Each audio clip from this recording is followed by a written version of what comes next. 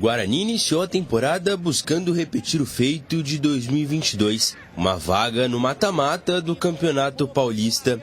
Apesar de uma derrota para o Santo André na primeira rodada, uma vitória convincente contra o Santos na partida seguinte mostrou que a equipe tinha condições de brigar por um espaço nas quartas de final. No entanto, os jogos seguintes não foram como esperado. O empate contra o Ituano e 3 derrotas consecutivas deixaram a esperança do Bugre um pouco distante. Mas é um jogo de detalhes, assim, né? Você dá meia brecha para um adversário como esse e eles te castigam, né? Eu sabia que ia ser bem duro assim o jogo, mas estou assim, chateado com o resultado, satisfeito com o desempenho, principalmente no segundo tempo. Tentando reagir na competição, o Guarani conseguiu 2 vitórias importantes contra a Portuguesa e São Bento, mas na 9ª rodada, um balde de água fria contra o São Bernardo e mais uma derrota para a Ferroviária descartaram a possibilidade de uma vaga no mata-mata. Inclusive, a derrota para a Ferrinha decretou o fim da passagem de Moser no Brinco de Ouro. E para tentar se reerguer na competição, o Guarani anunciou o Moisés Moura para continuar o trabalho até o final do estadual. E logo no primeiro compromisso, outro balde de água fria, mas dessa vez jogado pelo Guarani. Vitória por 5-0 fora de casa contra a Inter de Limeira, que garantiu ao Alviverde pelo 6º ano consecutivo na elite do futebol estadual. A gente sabe como é que funciona isso, nesses momentos é importante você ter a tranquilidade dentro do furacão que é o momento, que seria o momento, mas se a gente entendesse que com os pés no chão, com a qualidade que a equipe tem, a tranquilidade de trabalhar durante a semana que houve, a resposta deles foi bem positiva. A gente não teve dúvida que iria fazer um grande jogo, né? Então, assim, eu acho que esses são os momentos no futebol que você tem que manter a tranquilidade e não deixar fatores externos entrarem no grupo de trabalho, que é a única coisa que a gente tem um controle. A gente sabia da importância do jogo, mas tudo correu da forma que a gente esperava. Para fechar a competição, o Bugre tinha mais um compromisso. Contra o Palmeiras, líder isolado do Paulistão, o Guarani conseguiu um empate no Brinco de Ouro, fechando a série de boas atuações contra os rivais da capital. Apesar de não conseguir a vaga no mata-mata do Paulistão, o Guarani ainda tinha a Taça Independência para disputar. O antigo Troféu do Interior, que mudou de nome nesta temporada, ainda dava ao Bugre a chance de disputar uma taça antes do início do Campeonato Brasileiro.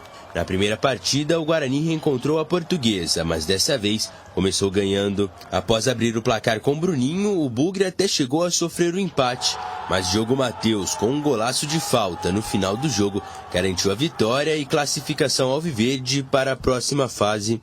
A gente sabe, né, que das dificuldades, essa competição em si, ela é um pouco diferente. Por quê? Porque o empate vai para os pênaltis, então tem toda uma situação que você tem que tomar cuidado. Às vezes, se você se abrir muito para buscar a vitória, você pode ser surpreendido e depois não tem tempo para recuperar.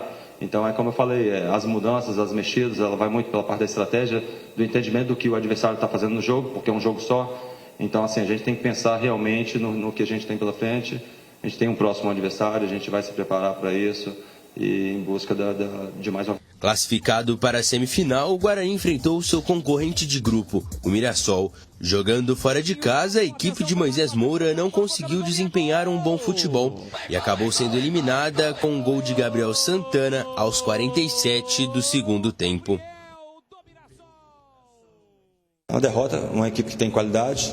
E, como eu falei, de acordo com as circunstâncias, com os atletas que a gente perdeu de última hora, sem poder trabalhar a equipe que realmente iniciou, tendo que fazer a gestão de alguns atletas que passaram mal durante a noite, né? O caso do Isaac, do Matheus, e alguns atletas que tiveram muita dificuldade para recuperar depois de lesão, depois de passar mal, como foi o caso do Neilton na semana passada, atletas retornando, como o caso do Matheus. Então, essa gestão a gente teria que fazer de qualquer forma, e aí a circunstância depois, com o jogador expulso, já dificulta um pouquinho mais, mas no geral, pelo que foi a partida, né, a gente sabe que nosso objetivo era a vitória, era levar, né, para chegar nessa final. Não foi possível, mas os jogadores estão de parabéns pelo que aconteceu, pelas circunstâncias do jogo. O ano que vem não tem mais a Taça Independência. Era Troféu do Interior, mudou para a Taça Independência e foi extinta. O campeonato é aquilo que eu falei, né? Quando um negócio está dando certo, é melhor acabar, né? Está dando muito certo. O bom é ter um negócio ruim. Negócio bom não pode. Aí o que aconteceu? O campeonato dava uma vaga para a Copa do Brasil. Campeonato valorizado, dando... O prêmio era baixo, 250 mil. Parece que o último aí, 300 mil, né? 280, alguma coisa assim. Mas a vaga para a Copa do Brasil era um atrativo muito forte. E mantinha os times em atividade até o começo do Campeonato Brasileiro. Não, vamos acabar com isso aí que não está dando certo. Ano que vem não tem mais Taça Independência. Era um campeonato aparentemente sem importância, mas quando ele começou a dar vaga na Copa do Brasil, ele realmente cresceu. E o Guarani, né, nesse confronto aí de semifinais desse torneio Independência contra o Mirassol, fez uma partida muito apagada lá em Mirassol, muito ruim. E aí acabou tomando um gol que poderia ter saído muito antes, tomou o gol praticamente na última bola do jogo, a 47 do segundo tempo. Agora, no campeonato, na fase classificatória das 12 rodadas, o Guarani oscilou muito, porque tinha totais possibilidades de passar para as quartas de final e aí pensar em algo mais positivo. Mas foi um campeonato paulista de um gráfico mais ou menos assim, de altos e baixos, de algumas atuações muito boas, de outras, como essa daí que a gente está vendo, totalmente fora de um nível de concentração, no mínimo razoável. Então, foi o que vimos. Total inconsistência, instabilidade e irregularidade do Guarani no Campeonato Paulista, que acabou custando o quê? Custando exatamente a desclassificação na fase mais importante e depois a desclassificação, mesmo tendo passado contra a Portuguesa, foi para a semifinal já do Independência e caiu em Mirassol, numa das piores atuações do ano desse time do Guarani. É isso, um primeiro semestre instável da equipe do Guarani. Agora, detalhe, para o ano que vem, que está chegando aí, a classificação para a Copa do Brasil, os times buscam com a performance no Campeonato Regional, com a classificação no Campeonato Regional. Vai ter um número de vagas para os times de São Paulo determinada pela classificação no Campeonato Paulista de 2024, pensando-se em Copa do Brasil de 2025. Então vejam a importância do campeonato que está chegando aí. A primeira competição importante para as equipes de Campinas e para os grandes times, né, do estado de São Paulo. Então quem vai para a Libertadores não fica com vaga, porque pode entrar lá na frente, né? Não tem essa necessidade de brigar no Paulista pela classificação para a Copa do Brasil, porque vai entrar de qualquer maneira, como eliminado, quando não estiver mais participando da Copa da Libertadores. Então, a classificação do Campeonato Paulista, que nós acabamos de ver a performance ruim aí do Guarani, ela passa a ser extremamente importante, não só pelo campeonato em si, mas principalmente pelo credenciamento, né, para essa competição tão importante nacional e tão rentável que é a Copa do Brasil. O trabalho do bom técnico Moser, bom técnico, não encaixou no Guarani, não deu certo. Não é? Acontece isso no futebol. Às vezes você encontra um grupo, o grupo não encaixa com o teu trabalho. Não deu certo, tanto é que ele não terminou o Campeonato Paulista como técnico do Guarani.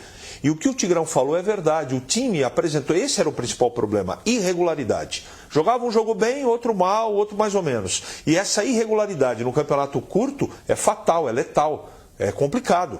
Né? Você não pode ter uma irregularidade num campeonato de 12 partidas, não pode, de jeito nenhum. E foi isso que o Guarani apresentou, irregularidade, por isso que não chegou. Agora, sobre o torneio Taça Independência ter sido instinto, um erro, um equívoco. Não é? A partir do momento que começou a coroar o campeão com uma vaga na Copa do Brasil, poxa, aí os caras acabaram com o negócio. Quando ficou bom, organizado e que valia alguma coisa de peso, os caras terminam. É justamente o que você falou. Quando eles deparam com algo que está funcionando, vamos mexer ou vamos extinguir. São os incompetentes motivados. O Guarani já estava derrapando na competição, né, no comando do Mozart. Aí jogou em Araraquara. Se empatasse, ainda ficaria com condições de conseguir a classificação. Que o último jogo foi contra o Palmeiras, né, em casa. O último, houve empate. Empatou com o Palmeiras. Empatou, inclusive, jogando bem. Isso. Mas Jogando lá bem. em Araraquara, o empate manteria o time do Guarani Com chances. vivo com chances. Tomou o gol no último minuto. Verdade. João Veras. João Veras. Aliás, deu uma confusão imensa, né? Por quê? João Veras, jogador da Ponte, Fez tal, provocações. rivalidade.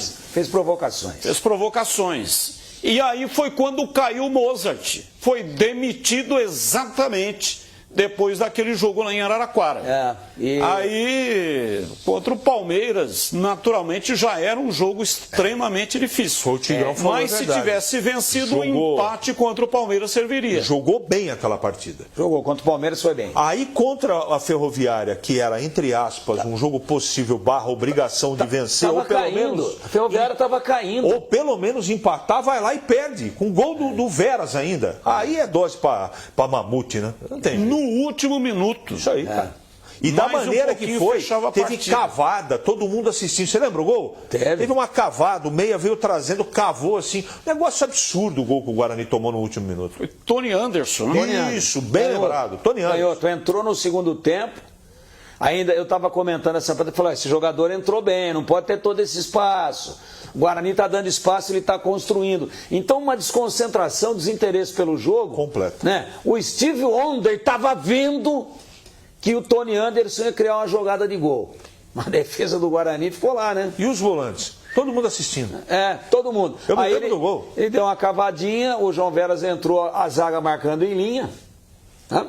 Ele entra entre os dois e sai na cara do goleiro e faz o gol. Aí fez provocação, também não deveria ter feito. Ferroviária não ganhava de ninguém no campeonato. Estava caindo.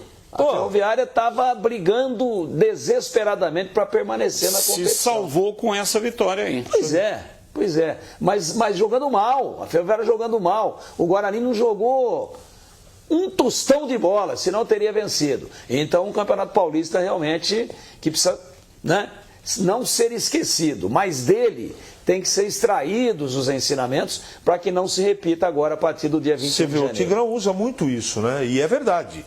Time indolente. Esse jogo o Guarani foi indolente. Por isso que o Mozart caiu. A gente até conta desse Parece que não queria jogar. Não queria jogar. A gente é contra desse negócio de ficar trocando treinador no meio do campeonato, mas do jeito que o Guarani fez o Campeonato Paulista, não tinha jeito de segurar. Não tinha jeito. Agora vimos ali de passagem o Pastana. Impressionante, financeiramente falando, o que o Pastana provocou no Guarani. Ele chegou depois, e Yuri né? Tanque. Depois do jogo do Mirassol, da eliminação do Trouxe Yuri Tanque. Torneio Independência.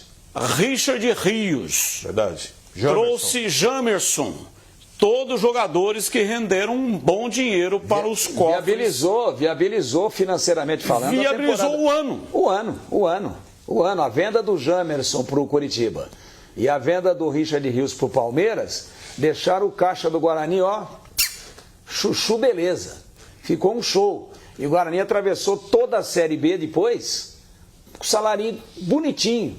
Tudo em dia, todo mundo sorrindo. Teve até um almoço para comemorar o grande momento, famílias, confraternização e tal. Não estamos falando da B aqui ainda no retrospecto, né? Mas foi através da apresentação desses jogadores no Paulista, foi através dessas contratações do Pastana que o Guarani conseguiu. A gente sabe que a dificuldade ia ser grande. Pastana que foi demitido, né? Foi demitido, segundo ele mesmo disse pra gente aqui, porque os dirigentes do Guarani disseram para ele que ele não aparecia tanto no clube, ou deveria ter aparecido no dia X e não apareceu. Não, ele disse o seguinte: o Guarani tinha um jogo para fazer e estava concentrado, foi para a concentração.